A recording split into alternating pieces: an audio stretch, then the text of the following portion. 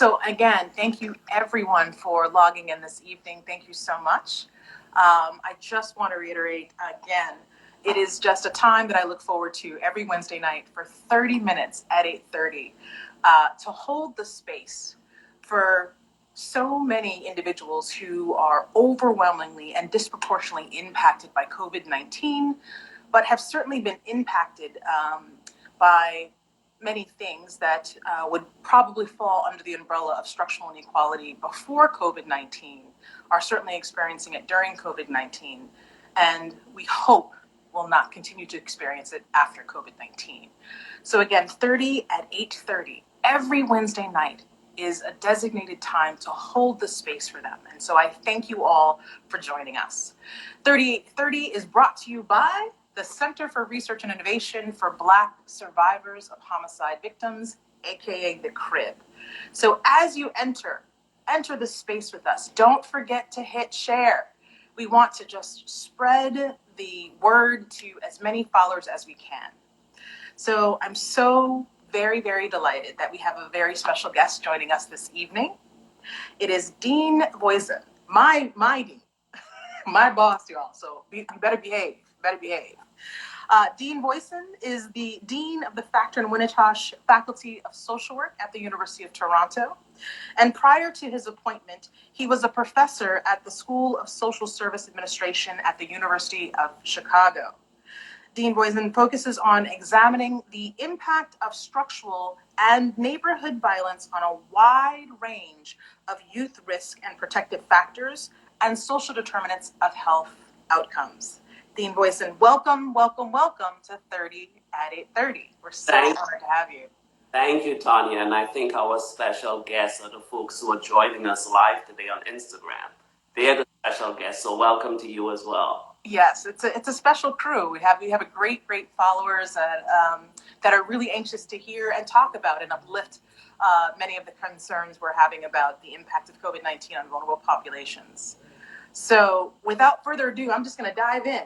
Please. But it's a very candid, fluid conversation, but I'm just going to dive in. So in your book, America, the Beautiful and Violent, you uplift a lot of structural and societal issues that help ground our understanding that many of the systemic inequities that vulnerable people experience are inherently violent. Let me say that again, that the structural inequalities that vulnerable populations, particularly racialized Black, Latino populations in the US experience, are inherently violent. Can you elaborate on this perspective, particularly as it pertains to the impact of COVID-19 on vulnerable populations? Absolutely. So for folks who haven't read the book, America the Beautiful and Violent could also be called Canada the Beautiful and Violent, UK the Beautiful and Violent. How about that? America as a case study to talk about the existence of two Americas. And I think a quote by James Baldwin really captures the essence of the book, when he says that America is more beautiful, more varied, more violent than anything anyone has written about. Yes.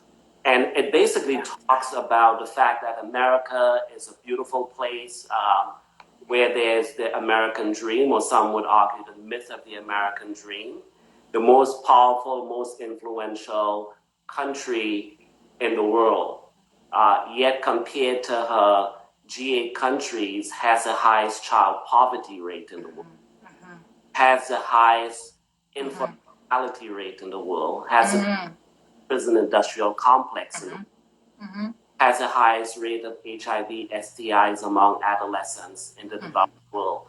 And in part because these ills are born on the backs of Black and brown individuals and white individuals. Folks who live in the other America, folks who live in the shadows of the stars and stripes. And that is a similar story to Canada when we think about Black, Indigenous folks who are overrepresented in the prison system, overrepresented in the child welfare system, and who are disproportionately being impacted. So we know that, there's a correlation between poverty and how the impact of COVID-19. And there are more, poverty has become racialized in Canada. Similar in ways, not to the extent, but in very similar ways that it has been racialized in the United States. So when we think about the impact of COVID-19, just in one of many examples, but like in the educational system, folks are being schooled at home, but there are kids in communities that don't have laptops. They don't have computers. Right. Or if they have access to the internet, it's not unlimited internet. So parents are making decisions about, do I pay extra money and overage for Right. to get education on the internet, or do I buy food? There you go. So these are real impacts in so many ways in terms of the folks who are being physically impacted by this virus. So in Canada, there's been a real resistance to collect racialized data. But I'll let you ask the next question because No. Don't get me started. We have 30 minutes, but you see, I'm over here pinging like, yeah.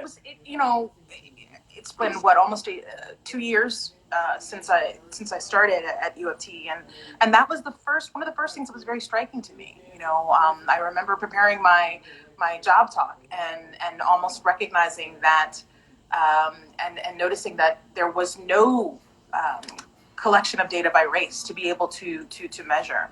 And as I said last week, if we aren't counted, then we don't count. Then we can't see the structural inequities that permeate the fabric of our society and overwhelmingly impact some of our most vulnerable. So well stated. I want to move on to the next question that sort of feeds into a lot of, again, what you uplift in your book.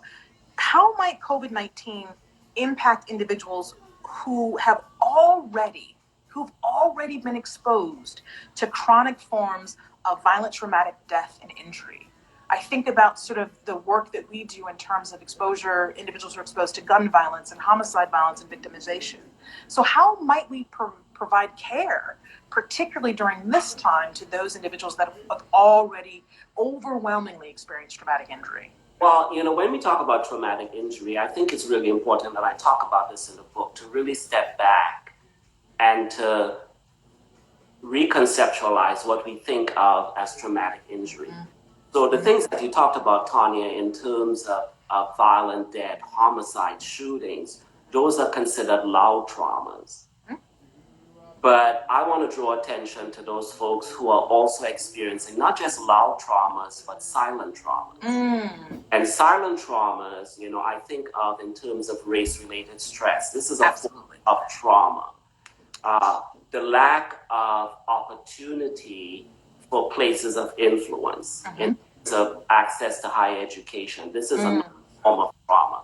The lack of seeing positive images of people that look like you in leadership or in positive roles, that's a form of psychological trauma. So folks who witness violence and it doesn't result in non-fatalities, very often those things don't get picked up in terms of the trauma scale. But all these forms of trauma are 120 times more violent, more prevalent than the loud trauma that you talked about. So I think as individuals, as policymakers, as clinicians, as service providers, we need to rethink what we call trauma, not just trauma, but the silent trauma. Absolutely. Let's talk a little bit about places where we do have data. So like in Detroit, in St. Louis, where Blacks make up 14% of the population, but represent more than 41% of the COVID-19. Yes. And more than 30% of the deaths.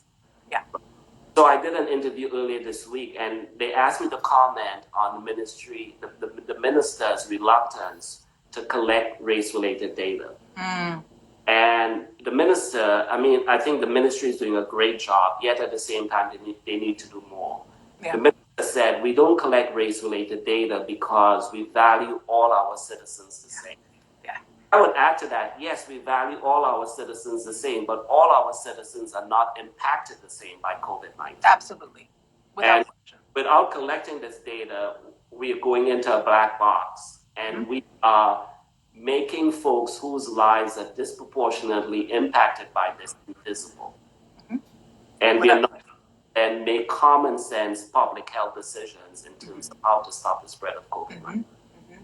So how do we address these populations that are disproportionately already impacted by trauma? I think one, to first recognize that there's a crisis within a crisis, that this is not the first trauma that to us with needs, with trauma that's underladen, trauma that's embedded on multiple levels. Yes. Race-related trauma, poverty, lack of access, lack of representation, Yes. all things are important forms of trauma. Absolutely.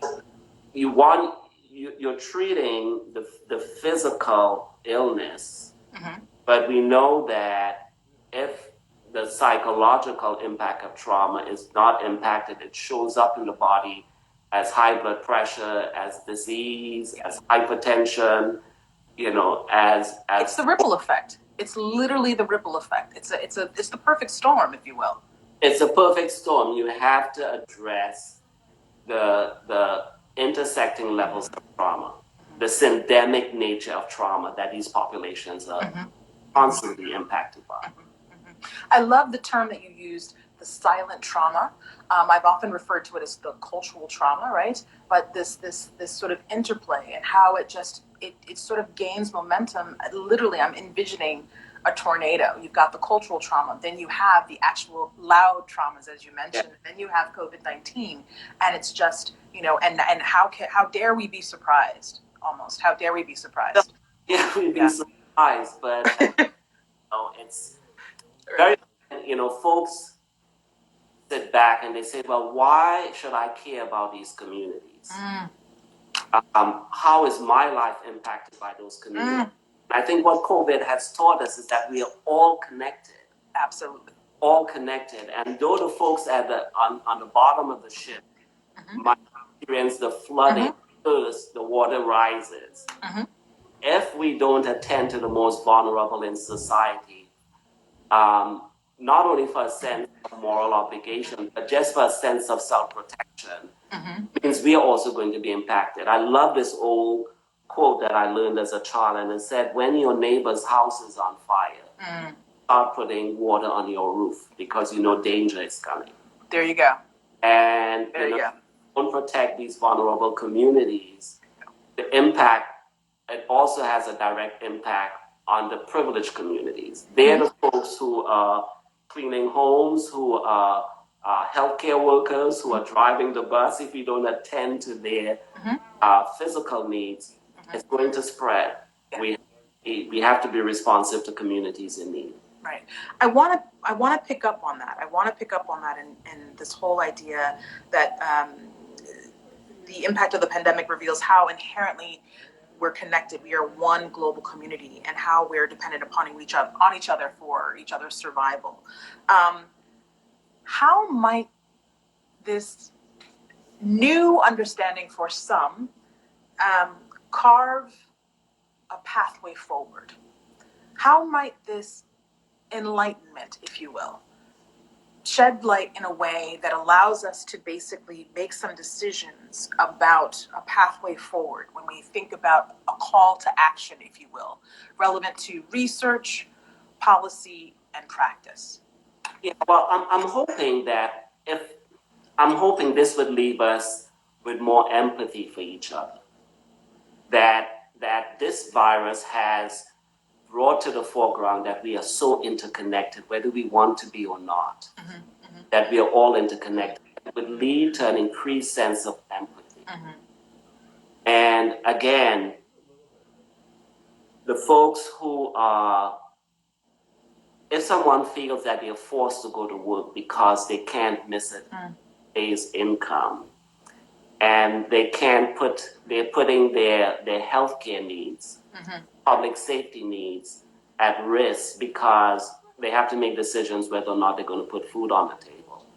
It's going to impact everyone that individual comes into contact. So I'm hoping from this that it would increase a greater sense of empathy as a society. And when you look at public health officials, from public health studies that in societies where you have greater disparities between the classes, that you have overall lower population health. Yeah.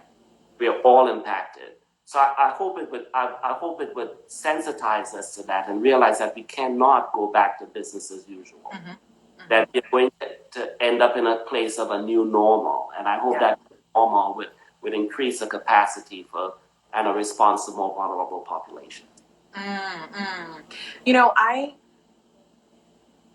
well said. Well said. But when I think about that, I want us to certainly, as a global community, be more sensitive, be more understanding of how structural inequality, structural violence impacts us all. But I really want, Dexter, I want us to move beyond this moment to a movement. I want to see such systemic changes, and I could be, I'm hopeful, and I've got the sort of the dreamy-eyed glasses on, if you will, which you know, that fuels my passion. That fuels my passion. But I want to see this permeate through, funding agencies supporting researchers conducting research with and for vulnerable racialized populations. I want to see this permeate into policies that understand the cultural nuances, the silent trauma that you mentioned, and the delicate or the important interplay that it has on the daily lives of so many vulnerable populations, and so that our services are more culturally responsive, our practices are more culturally responsive. I think you're really catching on to something here, but that's what I wish for this. I wish for this. I think one way to push in that direction is to ask the right type of questions. Like social scientists, there's been a lot of questions on disparities. And, I'm not interested in answering questions on disparities. If you look at resource groups and under-resourced groups, of course you're going to see disparities. I think we need to focus our lens and our attention on showing the cost, both the economic cost as well as the loss of human capital when we don't address the needs of marginalized communities. Very often we see marginalized communities as liabilities or as a deficit. But I think forward-thinking researchers need to show the number of deaths in this particular community, the lack of access to X, Y, and Z, how it costs the economy, how it costs all of us, so that people start to care. That we can show through science not only our interconnectedness, but when we ignore our interconnectedness, how we both financially, emotionally, and as a society, we all become traumatized. Absolutely. That common thread, if you will, that common thread. Love that. Love that. I have to tell you, I'm focused on you, but I am also watching these amazing comments that are coming through and the followers that are, I think, almost chomping at the bit to be able to ask questions. So folks, I'm going to encourage you to hit share, but I'm also going to encourage you to ask some questions of our guest in the last couple of minutes we have together. I want this conversation to go on for another 30 minutes, to be honest. They can get more of the conversation if they get the book, America the Beautiful, and buy. That's good. That's good. That's good. Plug for the book. That's very good. The plug. Yes, America the Beautiful. And also send your questions. And if you have additional questions, even after that, we've sparked some sort of insight, please feel free to reach out to us via the DM at the Crib Community or www.the-crib.org.